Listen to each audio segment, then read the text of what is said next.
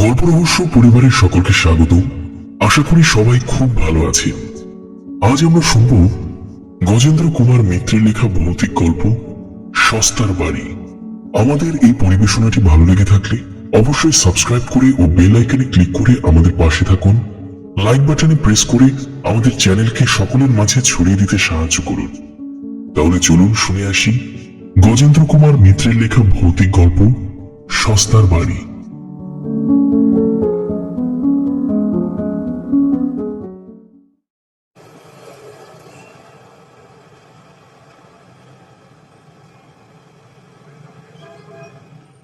বাড়ি খুঁজে খুঁজে হয়রান, শুধু হয়রানই নয়, উদ্ভ্রান্ত।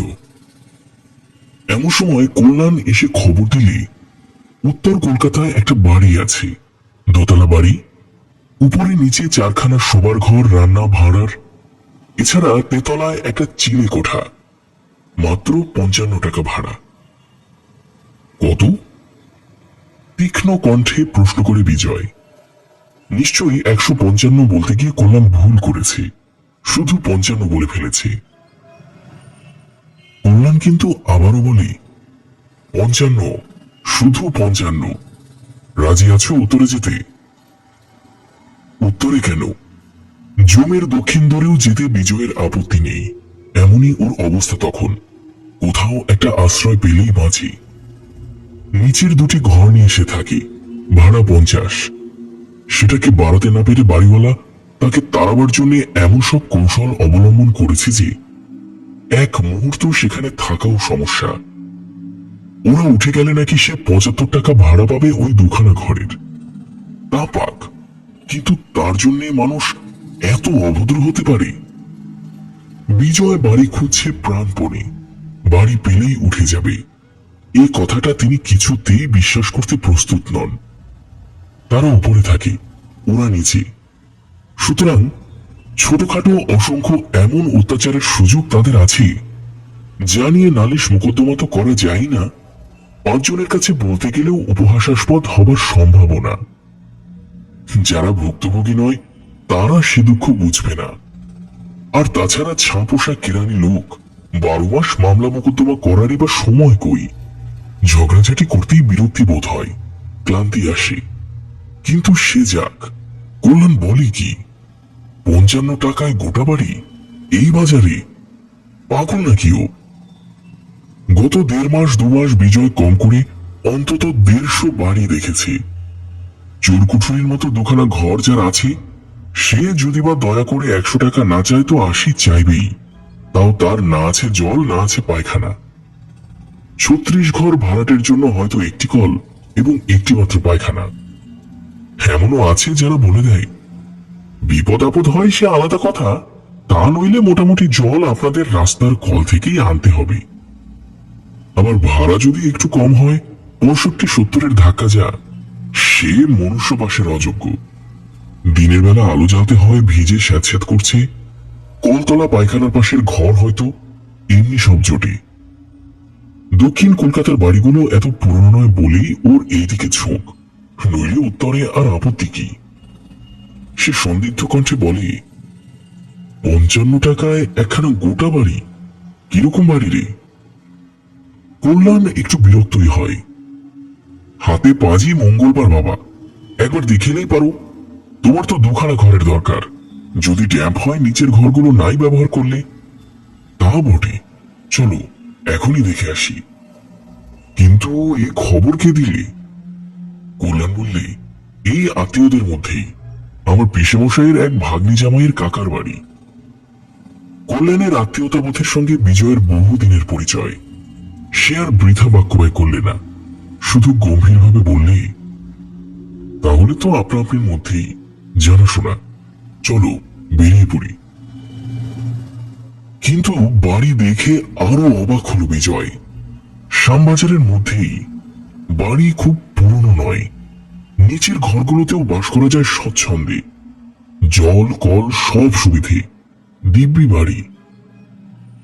বিজয় দেখে শুনে অবিশ্বাসের সুরে বললে তুই নিশ্চয়ই ভুল শুনেছিস কল্যাণ, এবারই শুধু 55 হতে পারে না। হয় ভুল শুনেছিস, নয়তো ঠাট্টা করেছে তোর কাকা। অত কথায় দরকার কি তোর? কল্যাণ বলে, আজই চল না, দুপুরবেলা অফিস থেকে বেরিয়ে গিয়ে বাড়িওয়ালাকে ভাড়া জমা দিয়ে রসিদ নিয়ে আসবি। তাহলেই বিশ্বাস হবে তো। ওদের অফিস আমাদের অফিসের দুখানা বাড়ি পরেই। বিজয় তবু প্রশ্ন করে, ক বছরের অ্যাডভান্স দিতে হবে? হয়তো তাইতেই মেরে দেবে রে, কিংবা সেলামি। ফার্নিচার তো নেই, নইলে হয়তো কতগুলো ভাঙা কাঠ দিয়ে 2000 টাকা নিয়ে নিত। কোন দিক দিয়ে পুষিয়ে নেবে তাই ভাবছি। কল্যাণ বললে, না তা নয়, পিসেমশাইয়ের কাছে যা শুনেছি লোকটা খুব নির্বিবাদী। এখন সব রেন্ট কন্ট্রোল থেকে যা ভাড়া কমিয়ে দিচ্ছে, ও বলেছে কি দরকার ওসব হ্যাঙ্গামে যাবার, যা রয় সয় তাই ভালো। তবে জানা শোনো লোক, নইলে ভাড়া দেবে না। নালিশ মোকদ্দমা দাঙ্গা হাঙ্গামা করতে না হয়, এই ওর একমাত্র চিন্তা। কথাটা বিজয়ের মনে লাগলো। তখন আর অঞ্জলির সঙ্গে কথা কইবার সময় নেই। কোনো মতে দুটো নাকে মুখে গুঁজে অফিস দৌড়ানো, তাও 15 মিনিট লেট হয়ে গেল। নেহাত সরকারি অফিস বলেই রক্ষী, এখানে ঠিক সময় হাজিরা দেওয়াটা কেউই আশা করে না আজকাল। ঘন্টাখানেক কাজ করেই দুই বন্ধু বেরিয়ে পড়ল। বাড়িওয়ালা মানুষটি খুব ভদ্র, বছর 50 বয়স, গোলগাল মোটাসোটা গম্ভীর প্রকৃতির মানুষ। সমাদর করে বসিয়ে চা আনতে পাঠালেন। তারপর কল্যাণের মুখে বিজয়ের পরিচয় পেয়ে শুধু প্রশ্ন করলেন, বাড়ি আপনার পছন্দ হয়েছে? বিজয় সোচায় বললে, খুব। বলেন তো এগ্রিমেন্ট করতে রাজি আছি। না না থাক, মানে আমি কি চাই জানেন? কোনো পক্ষেই কোনো বাধ্যবাধকতা থাকবে না, আপনি বা বাধা পড়বেন কেন? কিন্তু সে যে আবার বিপদ। 2 মাস বাদেই যদি আপনি বলেন 150 টাকা ভাড়া দাও, নইলে পথ দেখো, আমি বেশি ভাড়া পাচ্ছি, তখন এই বিপদই তো দিশেহারা। আবার ভাজনা খোলা থেকে আগুনে ঝাঁপ দেব? না না, সেসব কোনো ভয় নেই। আমি জেন্টলম্যানস ওয়ার্ড দিচ্ছি। বলেন তো আমার তরফ থেকে আমি একটা লিখে দিচ্ছি যে 1 বছরের মধ্যে ভাড়া বাড়াবো না। তারপর বাড়লে কত বাড়াবো বলুন? 55 টাকাটা তো 100 হতে পারে না। সে ভালো কথা, এখন তাহলে আমাদের কি করতে হবে? বাড়িওয়ালা নীরবে কিছুক্ষণ পেপার ওয়েটটা নিয়ে নাড়াচাড়া করে বললেন, ভালো হয় যদি 2 মাসের ভাড়া জমা রাখেন। এছাড়া প্রতি মাসের ভাড়া আগাম দিতে হবে। এই জমাটা 2 মাস থাকার পর মাসে মাসে 10 টাকা করে কাটা যাবে। আর যদি তার আগেই উঠে যান বা ভাড়া ঠিক মতো না দেন, তো ও টাকাটা বাজেয়াপ্ত হবে। আমি দেখুন স্পষ্ট কথার মানুষ, আমার অপরাধ নেবেন না। না না ঠিক আছে, এত ভদ্রতা আমি আশাই করিনি।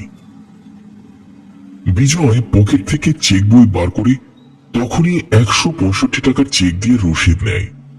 তারপর চা খেতে খেতে বলে, তাহলে বাড়ি কবে পাচ্ছি আমি? আজই পেতে পারেন।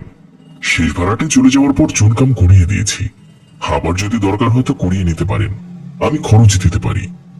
আমার পক্ষে করে দেওয়া শক্ত। কতদিন আগে গেছেন তারা? বিজয় কতকটা অন্যমনস্ক ভাবে প্রশ্ন করে। তা মাস 6 হবে বোধ হয়। এতদিন বাড়ি খালি আছে, সে কি? বিজয় বিস্মিত হয়। কল্যাণ বলে, তোমার কপালে আছে, আর কি? জানালা দিয়ে বাইরের দিকে তাকিয়ে বাড়িওয়ালা বলেন, না মানে আমি ঠিক যাকে তাকে ভাড়া দিতে প্রস্তুত নই, বুঝলেন না? হাঙ্গামা করা আমার পোষায় না।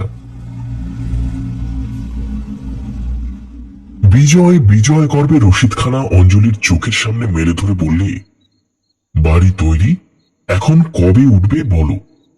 সে কি একেবারে পাকা? অঞ্জলির বিশ্বাসই হয় না। তারপর সব কথা শুনে সে বলে, হ্যাঁ গো, এখনো এমন সত্যযুগের মানুষ আছে? আছে তো দেখছি। দুজনে মিলে পরামর্শ করে স্থির হলো যে আগামী রবিবারেই উঠে যাওয়া সুবিধা। ওদের ঝিকে যদি শনিবার অফিস যাবার আগেই বিজয় ও বাড়ি পৌঁছে দিয়ে যায়, তো সে কত ধোয়া মোছা করে রাখতে পারবে। তারপর অফিস থেকে ফিরলে ওরা ছেলে মেয়ে নিয়ে সবাই গিয়ে ঠিকঠাক করে রেখে আসবে। কত কত বাজে জিনিসপত্রও চাইকে রেখে আসতে পারে। সেই মতো ব্যবস্থাই হয়ে গেল। ওরা উঠে যাচ্ছে শুনে পুরনো বাড়িওয়ালা নিজে প্রস্তাব করলেন, বলেন বলেন তো আমরাও গিয়ে ধুয়ে মুছে দিয়ে আসতে পারি। না, দরকার হবে না, ধন্যবাদ, ব্যাংকের সুরে বিজয় উত্তর দিলে। শনিবার দিন অফিস থেকে ফিরে বই কাগজ ইত্যাদি কিছু কিছু জিনিস একটা ট্যাক্সিতে চাপিয়ে বিজয় স্ত্রী এবং ছেলে মেয়ে নিয়ে রওনা হলো। গিয়ে কড়া নাড়তেই ওদের ঝিয়ে এসে দোর খুলে দিয়ে একটু বিস্মিত ভাবে বললে, ওমা, দৌড় দেওয়া আছে? ছেলেটা তাহলে গেল কোথা দিয়ে? কে ছেলে? কাদের ছেলে? অঞ্জলিও বিস্মিত হয়ে প্রশ্ন করে। তা জানিনি বাপু, কে একটা ছেলে, এই বছর 7-8-এর, এ ঘর ও ঘর ঘুরে বেড়াচ্ছিল। আমি যখন বারণ করে দিলুম যে দেখো খোকা, ধোয়া ঘরে কাদা পায়ে ঢুকো না, তখন নিচে নেমে এলো। তাও যতবার নিচে জল নিতে এসেছি দেখেছি খালি ঘরে ঘুরে ঘুরে বেড়াচ্ছে। তা সে এলো কি করে? দৌড় দাওনি তুমি? একটু দেরি হয়েছিল, দাদাবাবু চলে যাওয়ার পর তো আর দৌড় দেওয়া হয়নি। পরে মনে হলো বটে একা রয়েছি, কেউ যদি বদমাইশ এসে ঢুকে পড়ে, তাই তখন এসে দৌড় দিয়ে গেলুম। সদরে খিল লাগিয়ে যখন উঠেছি তখনই দেখি ছেলেটা ছাদ দিয়ে নামছে। যখন দৌড় খোলা ছিল তখনই ঢুকে পড়েছে। আমি জিজ্ঞেস করলুম, অখোকা, তোমার নাম কি, কোথায় থাকো? তা মুচকি মুচকি হাসলে, জবাব দিলে না। ভারী ফুটফুটে ছেলে। অঞ্জলি বললে, নিশ্চয়ই এই পাশের কোনো বাড়ির ছেলে হবে, তার মা হয়তো খুঁজছে। তা সে গেল কোথায়? কি জানি, আমি তো ভাবলাম চলে গেছে, এখন তো দেখছি দৌড় দেওয়া। বিজয় বললে, দেখো কোন ফাঁকে আবার হয়তো উপরে উঠে গেছে। অঞ্জলি বললে, দেখো তো তরুণ মা, থাকে তো ওকে বাড়ি পাঠিয়ে দাও। কার ছেলে সে হয়তো কেঁদে কেটে খুন হচ্ছে। ঝি দোতলা তেতলা সব খুঁজে এসে বললে, কই বৌদি, কোথাও তো নেই, গেল কোথা দিয়ে? বিজয় বললে, হয়তো ছাদ দিয়ে রাস্তা টাস্তা আছে।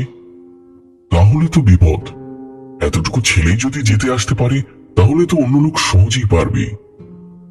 কিন্তু ছাদে উঠে দেখা গেল যে ছোট ছেলে কেন, খুব জোয়ান ছেলেও কেউ আসবে এমন সম্ভাবনা নেই।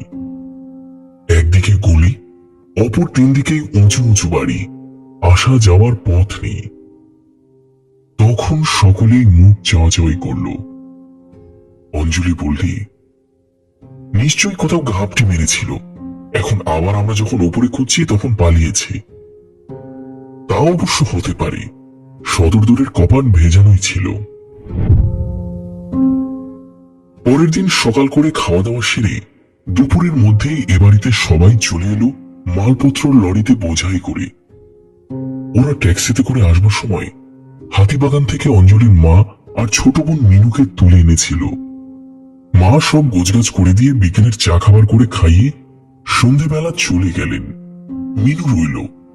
নতুন বাড়িতে অনেক কাজ, দিন কতক থাকলে সুবিধাই হবে এই ভেবে অঞ্জলি তাকে রেখে দিল। সন্ধ্যার পর অঞ্জলি মিনুকে ডেকে বললে, আমি ততক্ষণ রুটিগুলো শিখিনি, তোর মা বেলে দেবে ক্ষণ, তুই খুকিকে দুধ খাইয়ে ঘুম পাড়িয়ে দে। খোকা? খোকা তখন তরুর মার গা ঘেঁষে বসে গল্প শুনছে।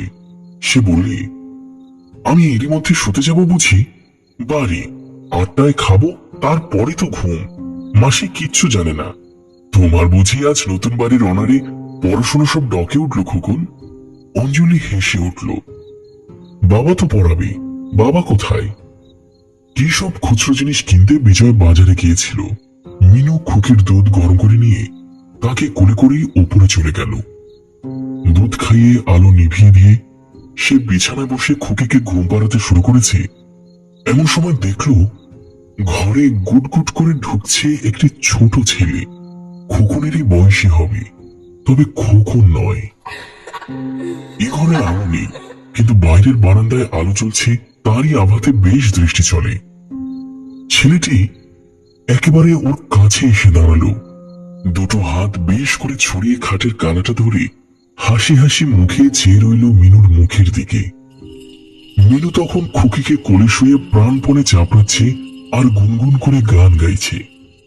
কাজেই ছেলেটিকে কিছু জিজ্ঞাসাবাদ করতে পারলে না, তবে অনুমানে বুঝলে এ কালকের সেই ছেলেটি বাড়ি ধোবার সময় যে ঢুকে পড়েছিল। ওর বেশ কৌতুক বোধ হলো। ছেলেটা তো অদ্ভুত, বলা কওয়া নেই। অচেনা লোকের বাড়ি সব প্রতিভাবে ঢুকে আসে। পাগলা আছে বোধ হয় একটু। ভাবতে ভাবতেই মনে হলো জামাইবাবু বেরিয়ে গেছেন, নিশ্চয়ই তারপর তরুণমান দৌড় দেয়নি।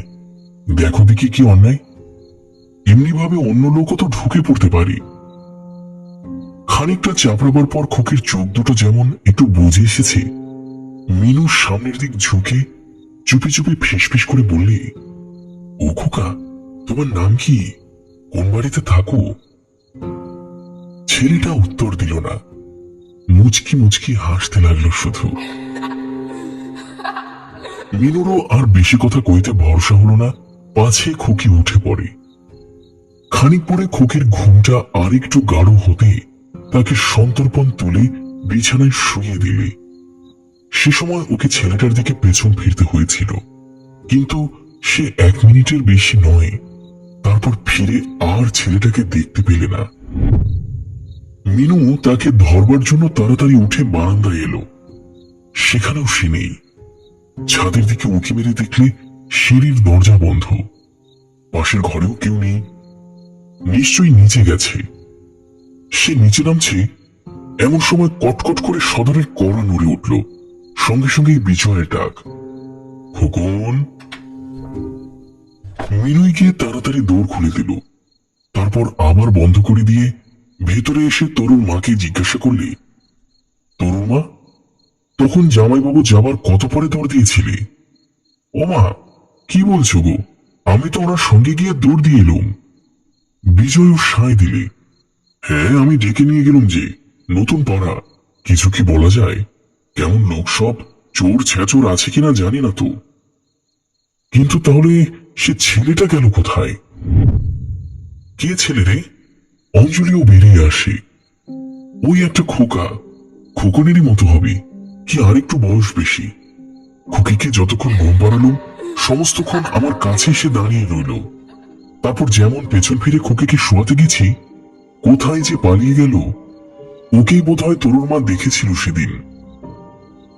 অঞ্জলি একটু চিন্তিত মুখে বললে, গেলই বা কোথায়? সে না হয় দুপুরবেলা রাস্তা দিয়ে এসেছিল, আজ এই রাত্রিরে ওর বাপ মা ছেড়ে দিয়েছে। কোথা দিয়ে ঢুকেছে বাড়িতে, সত্যি এটা দেখা দরকার। ওরা এদিক ওদিক দেখলে খাটের নিচে, সিঁড়ির কোণ, বাথরুম, উপরের ছাদ পর্যন্ত কোথাও তার চিহ্ন পর্যন্ত নেই। এবার বিজয়ও একটু চিন্তিত হলো। তাই তো, সদর দোর বন্ধ, বাড়ি থেকে বেরোবার আর কোনো রাস্তা নেই। গেল কোথায়? খানিকক্ষণ সবাই চুপ করে থাকার পর তরুণ মা সবাই বললে, হ্যাঁ বাবু, ভূত চুত নয় তো? রাম রাম রাম রাম রাম রাম রাম। দূর দূর, চুপ কর। তাকে ধমক দিয়ে ওঠে অঞ্জলি, ওইটুকু ছেলে ভূত শুনেছিস কোথাও? তা বটে বাবু, স্বীকার করে তরুণ মা, শুনিনি তো কখনো খোকা ভূতের কথা। সেদিনের মতো সে প্রসঙ্গ চাপা পড়ে গেলেও অঞ্জলির গাটা ছমছম করতে লাগলো। আগে কথা ছিল যে বড় ঘরে অঞ্জলি ছেলে মেয়ে এবং বোনকে নিয়ে শোবে, বিজয় থাকবে পাশের ঘরে, ঝি শোবে নিচে। কিন্তু তরুণমার মুখের চেহারা দেখে তাকেই পাশের ঘরের ব্যবস্থা করা হলো। বিজয় বড় ঘরের মেঝেতে শুলো আলাদা বিছানা করে। কিন্তু এরপর 2 দিন কাটলো নিরুপদ্রবে। বিজয় খেপাতে শুরু করলে মিনুকে, ওটা তোমার অলস মস্তিষ্কের কল্পনা মীনাবতী। তরুণ মা যেমন দিন দুপুরে ভূত দেখে, তুমি আবার সেই কথা শুনে ভাবলে বুঝি তুমিও দেখছো। হইটেই ইনফ্লুয়েন্স করলে আর কি তোমাকে। আপনার যেমন কথা। মিনু ঝংকার দিয়ে ওঠে, সন্ধেবেলা বুঝি স্বপ্ন দেখে কেউ? স্বপ্ন নয়, স্বপ্ন নয়, কল্পনা। তুমুল কৃত্রিম কলহ জমে ওঠে শালী ভগ্নিপতির মধ্যে। বুধবার দিন কিন্তু আবার দেখা গেল তাকে। এবার দেখলেন খোদ কর্তাই। কি একটা উপলক্ষে অফিস সেদিন বন্ধ ছিল, টানা একটা দিবানিদ্রা দিয়ে বেলা 4টে নাগাদ বিজয় ছাদে উঠে পায়চারি করছিল। খোকন তার মামার বাড়ি গেছে সকালে। খুকি তখনও ঘুমোচ্ছে। মিনু, অঞ্জলি, তরুর মা নিচে রান্নাঘরে চায়ের জল চাপিয়ে দুই বোনে বসে গল্প করছে। তরুর মা কলতলায় বাসন মাজছে। সমস্ত দোতলাটা নির্জন ও নিস্তব্ধ। ছাদের একটা কোণ থেকে নিচের ঘরের বড় বিছানাটা দেখা যায়। পায়চারি করতে করতে হঠাৎ সেই কোণে এসে থমকে দাঁড়িয়ে যায় বিজয়। ঠিক সেদিকে চায়নি সে। চোখের পাশে দৃষ্টির যে আবছায়া থাকে একটা, তাতেই মনে হলো যেন ঘরে নড়ছে কি একটা নিয়মিত ভাবে। তখন ভালো করে তাকিয়ে দেখল সে একটি বছর সাতেকের ছেলে খাটের পাশে দাঁড়িয়ে দাঁড়িয়ে ঘুমন্ত খুকিকে হাওয়া করছে।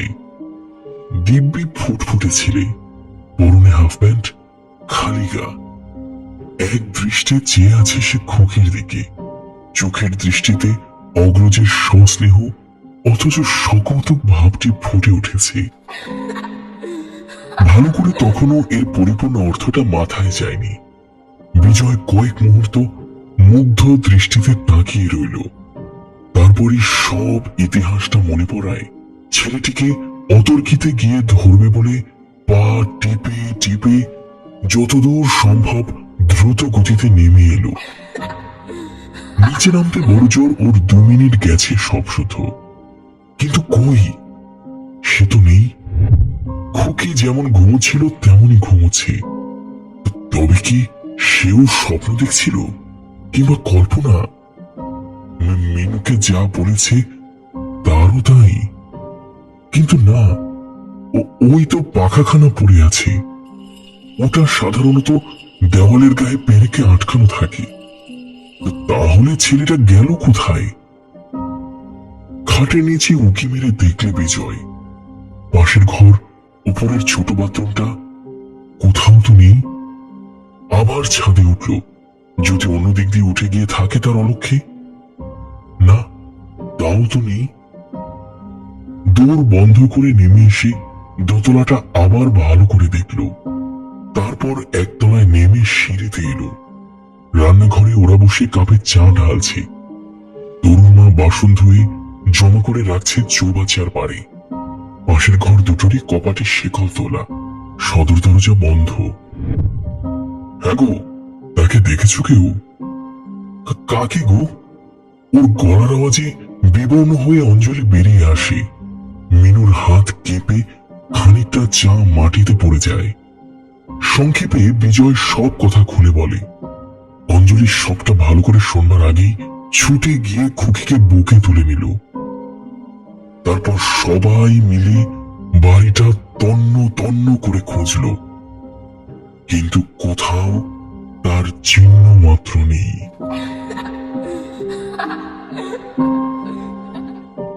তরুণ মা তখন ঠকঠক করে কাঁপছে, ওর গলায় কান্নার সুর। কি হবে বাবু, আমি আর ওপরে যেতে পারবো নি। অঞ্জলি তাকে ধমক দিয়ে ওঠে। কেন, কি হয়েছে কি? এই তো 3 দিন এসেছিস, সে তোদের ভয় দেখিয়েছে না কোনো অনিষ্ট করেছে? তরুণ মা তখন যেন একটু প্রকৃতস্থ হলো। তা বটে বাপু, তা ঠিক কথা। কই, ভয় ডর তো কারোকে দেখায়নি। অঞ্জলি বিজয়কে বললে, এই জন্যে বোধ হয় বাড়িওয়ালার এত সাধুতা, তাই ভাড়া এত কম। তুমি এক কাজ করো, পাড়ায় 2-1 জনের সঙ্গে দেখা করো, জানো ভালো করে ব্যাপারটা কি। বিজয়ের কথাটা মনে লাগলো। চটিটা পায়ে গুলিয়ে এসে তখনই বেরিয়ে পড়ল রাস্তায়। পাশেই থাকেন এক রিটায়ার্ড সাব জজ। তিনি তখন বাইরের রকে বসে সকালের খবরের কাগজটা পড়ছেন। বিজয় নমস্কার করে পাশে গিয়ে বসতে তিনি মুখ না তুলেই বললেন, দেখা দিয়েছে বুঝি? ভালো রকম বুঝতে না পেরে বিজয় বললে, আগে। কাগজখানা নামিয়ে রেখে এবার ওর দিকে চাইলেন ভালো করে সাব জজ বাবু। বলছি, সেই ছেলেটাকে দেখেছেন তো? তাই তো এসেছেন। সাধারণত এত দেরি হয় না, বাড়িতে আসার পরের দিনই ছুটে আসে সবাই। একটু হাসলেন তিনি, বিদ্রুপ ও করুণা মাখানো হাসি। বিজয় বললে, দেখেছি আমরা আসবার আগেই, তবে আপনাদের কাছে খবরটা নিতে আসবার ঠিক অবসর পাইনি। ইচ্ছে করেই একটু খোঁচা দেয় বিজয়। ও, দেখেছেন আগেই? আপনাদের সাহস আছে তো। একটু ক্ষুণ্ণই হন ভদ্রলোক।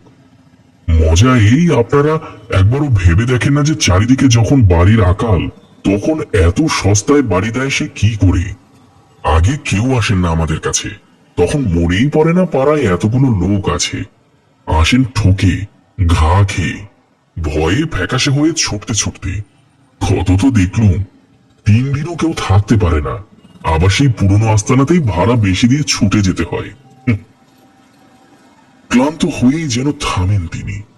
বিজয় মনে মনে ততক্ষণ অসহিষ্ণু হয়ে উঠেছে। সে সেটা গোপন না করেই বললে, কিন্তু আসল ব্যাপারটা কি? ভূত? আবার কি ভূত? হ্যাঁ মশাই, ভূত। তবে বলি শুনুন। এই বলে তিনি কাহিনীটা খুলে বললেন। বছর 5 আগে একটি ভদ্রলোক এই ঘরটি ভাড়া নেন। আগে খুব বড় জমিদার ছিলেন তিনি। নানা বদ খেয়ালিতে যথা সর্বস্ব উড়িয়ে দিয়ে প্রায় নিঃস্ব হয়ে পড়েছিলেন।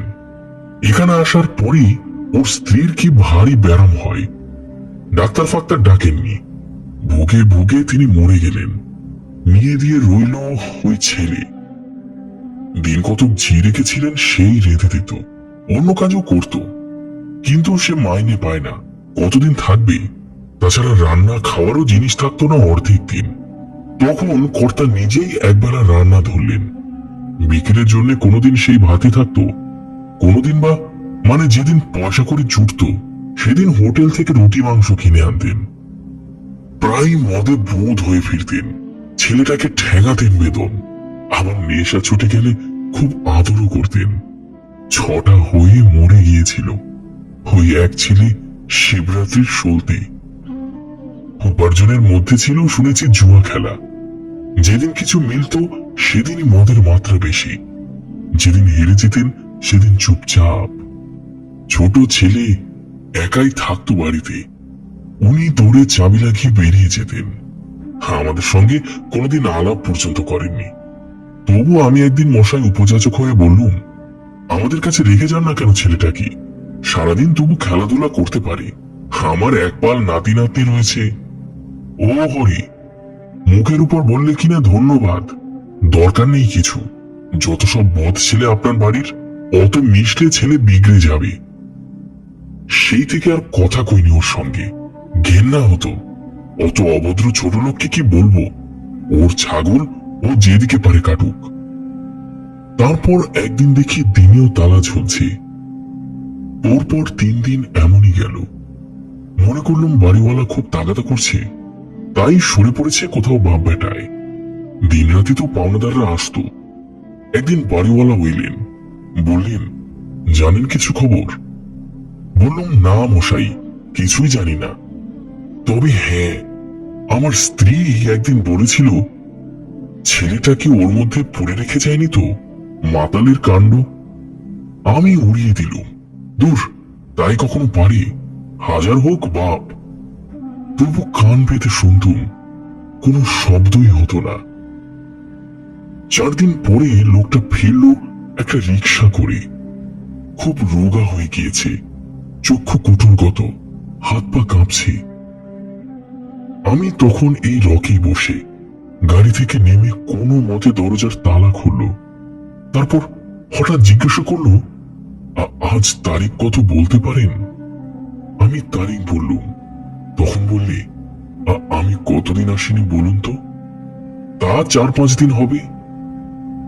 তখনই চিৎকার করে কেঁদে উঠল, আমার খোকা। বলতে বলতেই সাবজজ বাবুর চোখে জল এসে গিয়েছিল। চশমা খুলে কোঁচার খুঁটে চোখ মুছলেন। বিজয় রুদ্ধশ্বাসে প্রশ্ন করলে, তারপর? আমি তো অবাক। খোকা ওর মধ্যে ছিল নাকি? চলুন চলুন, কি সর্বনাশ! ভেতরে গিয়ে দেখি ঠিক তাই, বিছানায় শুয়ে পড়ে আছে। তখনও প্রাণটা ধুক ধুক করছে। তবে সে যে বেশিক্ষণ নয় তা দেখেই বুঝলুম। ঘরে খাবার মতো একটা জিনিসও ছিল না। তার উপর ছেলেটা নাকি কিছুদিন ধরেই ভুগছে। এই 5 দিনের উপবাসে একেবারে শেষ হয়ে এসেছে। কি লক্ষ্মী ছেলে মশাই, একটু আওয়াজ করেনি, কাঁদেনি, কাটেনি, কিছু নয়। বরং ওর বাবা যখন এসে চিৎকার করে ডাকলে খোকন রে বলে একবার একটু চোখ ছেয়ে হাসলো। আমি গেলুম ছুটে ডাক্তার ডাকতে, কিন্তু ডাক্তার কি করবে আর? সন্ধেবেলায় ছেলেটা মরে গেল। তো তারপর বাপটা 3 দিন ছিল পড়ে। খুঁচিয়ে খুঁচিয়ে যা জানলাম, ওর জুয়ার আড্ডায় সেদিন বুঝি অনেক টাকা জিতেছিল। যে বেশি হেরেছিল সে ওর টাকাটা কেড়ে নেবার মতলবে মদের সঙ্গে ধুত্রর রস মিশিয়ে খাইয়ে দেয়। তাতেই 3-4 দিন ওর কোনো হুঁশ ছিল না। তারাও টাকা করে নিয়ে সরে পড়েছে। এদিকে এই কাণ্ড। 3 দিন লোকটাও মুখে জল দিলে না। আবার একটা নরহত্যা হয় দেখে আমরা একদিন জোর করে তাকে ভাত খাওয়ালুম। খেয়ে এখানেই পড়ে ঘুমলো। তারপর সন্ধেবেলা উধাও, আর ফেরেনি। বেঁচে আছে কি মরে গেছে তা জানি না। বাড়িওয়ালা পুলিশ কেস করে তালা ভাঙিয়ে মালপত্র ফেলে দিয়ে বাড়ি চুনকাম করিয়ে দিয়ে নিশ্চিন্ত। কিন্তু তারপর আর ভাড়া হয় না। যে আসে সেই ছেলেটিকে দেখে। কারোর কোনো অনিষ্ট করেনি কখনো। তবু ভূত দেখে কে আর থাকে বলুন? বিজয় ফিরে এসে আনুপূর্বিক সব কাহিনীটা খুলে বলল অঞ্জলির কাছে। মিনু তো কেঁদেই ফেললে। অঞ্জলিরও চক্ষু সজল হয়ে উঠল। আহা বাছারি। বিজয় একটু চুপ করে থেকে বলল, তাহলে এখন কি করা? আবার সেই পুরনো বাড়ি? অঞ্জলি উপস্থিত সকলকে বিস্মিত করে বললে, কি আর করব, আমি এখানেই থাকব। সে তো আমাদের কোনো অনিষ্ট করছে না। আত্মা একা থেকে হাঁপিয়ে ওঠে তাই আসে। আমার কোনো ভয় নেই। তরুণা বললে, তাই বলে ভূতের সঙ্গে থাকবে? এই তো 3 দিন রইলি, কি করেছে সে তোর? অত ভয় হয় রাম কবচ নিগে যা। না না, সে কথা কি বলছি? আমি কি আমার লেগে বলছি? ছেলেমেয়েগুলো রয়েছে, অপ্রতিভভাবে বলে সে। তা থাক, ওদের সে ভালোবাসে। নইলে খুকের গরম হচ্ছে দেখে সে বাতাস করবে কেন? কিন্তু সবচেয়ে আশ্চর্যের ব্যাপার হচ্ছে এই যে সেই দিন থেকে সে এবারে ছেড়ে দিলে একেবারে। আর কোনোদিন কখনো কেউ তাকে দেখতে পায়নি। অঞ্জলি বরং দুঃখই করে, আহারে আমি দেখতে পেলাম না একবারও, তোমরা সবাই দেখে নিলে। বিজয় বলে, সে বেচারিকে সবাই ভয় করেছে, তোমার মতো ভালোবাসেনি কেউ। ওই ভালোবাসাটুকুর জন্যই তার তৃষিত আত্মা মুক্তি পাচ্ছিল না বোধ হয়। এবার সে স্বর্গে চলে গেছে। অঞ্জলি ছলছল চোখে বলে, তা হোক, এবার মহালয়ায় আমি তার নামে 3টি বামুন খাইয়ে দেব। মিনু বলে, মাঝখান থেকে আপনি কিন্তু সস্তায় একটা বাড়ি পেয়ে গেলেন জামাইবাবু। তা বটে। বিজয়ও হাসে।